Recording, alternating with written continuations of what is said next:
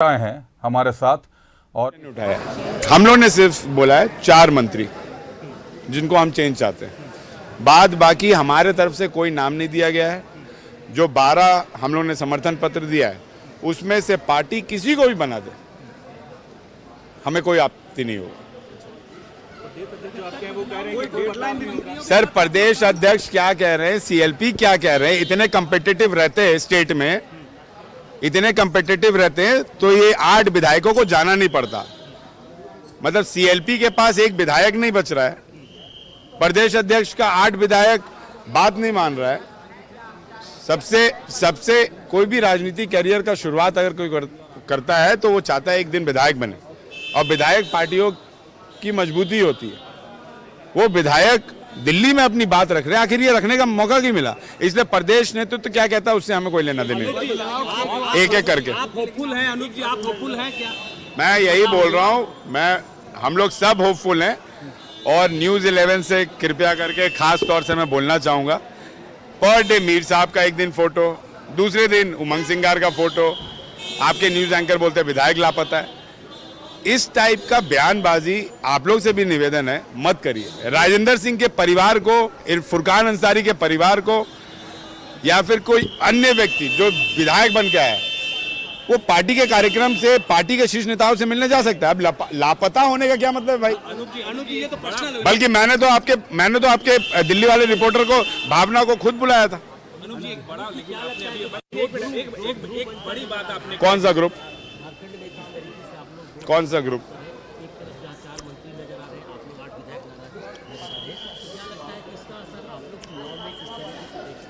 Sir देखिए, हम अभी लिख के देने के लिए तैयार हैं। जो हमने शीर्ष नेता को दिया है लिख के, वो हम मीडिया के समक्ष भी लिख के देने के लिए तैयार हैं कि 12 में से किसी को भी मंत्री बना दीजिए।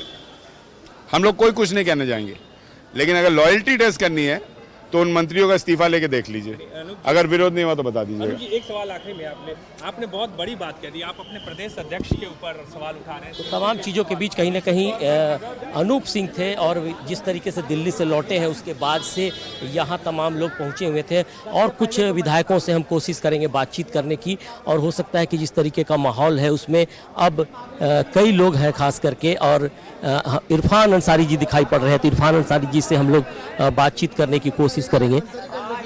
IMBF मैं बहुत खुश हूँ। हमारे आलाकमान वेणुगोपाल जी से ने बहुत अच्छी तरह से हम लोग से मिले, एक एक करके मिले, और हमसे विशेष कर बहुत समय हमें दिया, एक एक बिंदुओं पर हमसे वार्ता हुई। सारे संगठन से लेकर मंत्रियों का परफॉर्मेंस के बारे में, कार्यकर्ताओं के बारे में, संगठन के बारे में, लोकसभा के बारे में और विधानसभा के बारे में हमने विस्तृत रिपोर्ट हमने दिया। और हम ये कह सकते हैं कि देखिए, जब हमारे नेतृत्व में हमारे विधायक हैं तो इनमें से कोई भी मंत्री बने मुझे खुशी होगा। तो सर आप लोग जल्दी चाह रहे हैं या सेशन के बाद से हो या लोकसभा के बाद हो? नहीं देखिए, ये बात तो मैं नहीं कर सकता, आलाकमान पर हम लोगों ने छोड़ दिया है। अब हम लोग बियॉन्ड आलाकमान हम लोग कहीं नहीं जा सकते। कांग्रेस पार्टी है तभी इरफान अंसारी है, तभी हमारा संगठन है, तो निश्चित तौर पर हम कह सकते हैं कि अब हम लोग काफ़ी दिन पार्टी कार्यकर्ताओं के अनुरोध पर हम लोग बाहर गए। हम लोग नहीं चाहते थे कि पार्टी के छवि इस तरह से मीडिया वाले चला रहे थे कि 6-8 विधायक 9 विधायक चले गए। ये हम लोगों को भी खराब लग रहा था, क्योंकि आज देखिए, आज जरूरत है हेमंत जी के साथ, आज जरूरत है झारखंड मुक्ति मोर्चा को हमारा, तो ऐसे में हम लोग कैसे बाहर रह सकते हैं? सदन जाएंगे आप? क्यों नहीं जाएंगे, बिल्कुल जाएंगे। जब आला कमान ने जब कह दिया है तो निश्चित तौर पर आप बात मान के चलिए।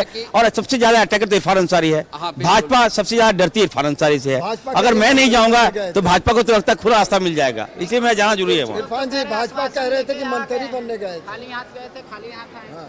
कौन बोलता है बाबा? आप प्लीज बाबा ऐसा मत बोले, और हम लोग मत लड़ाइए। अभी इरफान अंसारी की जरूरत है सरकार को। मैं आ गया हूँ, मजबूती के साथ आया हूँ, और कोई आश्वासन नहीं, ठोस निर्णय के साथ आया हूँ। क्या लगता है कि जिस तरीके से आप लोगों के बीच जो अभी मनमुटाव हुआ और जिस तरीके का माहौल था, चुनाव का समय है, कितना इम्पैक्ट पड़ेगा आप लोगों के करियर पे, विधायकी पे और बाकी चीज़ों पे? देखिए, इसको सुधारने के लिए हम लोग गए थे। पार्टी आलाकमान को सारी बातों की जानकारी है। हमारे जो प्रभारी महोदय हैं मीर साहब काफ़ी अनुभवी हैं, उन्होंने हम सबको हौसला दिया। हम लोग गए थे वहाँ, सारे विधायक गए थे, वो बेचारे आ गए और हम लोग एक एक 1-to-1 बात किए, और उन्होंने आलाकमान को फीडबैक दिया, विधायकों से मिलिए, इनकी जो समस्याएं हैं जायज़ मांगे, अब वार्ता कीजिए। आलाकमान ने हम लोगों से वार्ता किया और हमें लगता है कि ये एक मजबूती का रूप है। दिया है वेणुगोपाल सर ने फीडबैक दिया है हमें कि जाइए और पार्टी के लिए काम कीजिए, जनता के लिए काम कीजिए और भाजपा की नीतियों का विरोध कीजिए और लोकसभा में सबसे ज्यादा सीट लेके आइए, हम आप लोगों के साथ हैं। इरफान जी, ये भी बातें आती है कि कहीं ना कहीं भाजपा के साथ भी आप लोगों की वार्ता हुई थी और तालमेल भी हुआ था कुछ चीज़ों को लेकर के, जिससे विधायक पहले भी नाराजगी व्यक्त कर रहे थे। और दूसरा सवाल इसी से जुड़ा हुआ कि क्या सचमुच अब नाराजगी खत्म हुई है या बाकी चीज़ें चलती रहेंगी इसी तरह? देखिए, जब आलाकमान ने हम लोग को बुलाकर 1-to-1 वार्ता किया तो पार्टी पहले है। हमारे एक्टिविटी से भाजपा को फायदा हो ये हम लोग नहीं चाहेंगे। और भारतीय जनता पार्टी का सबसे दुश्मन इरफान अंसारी, सबसे बड़ा दुश्मन। और भाजपा का बस चले तो मुझे कभी मरवा सकता है। लोग सदन से लेकर सड़क तक सबसे ज़्यादा विरोध इरफान अंसारी करता है, जो आलाकमान को मालूम है।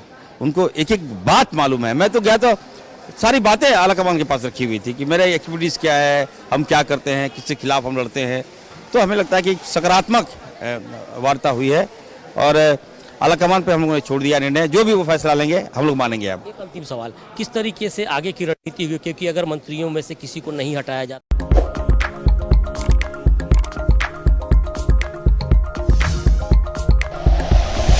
Like and share videos, subscribe करें हमारा चैनल और प्रेस करें बेल आइकॉन। News 11 भारत, सच है तो दिखेगा।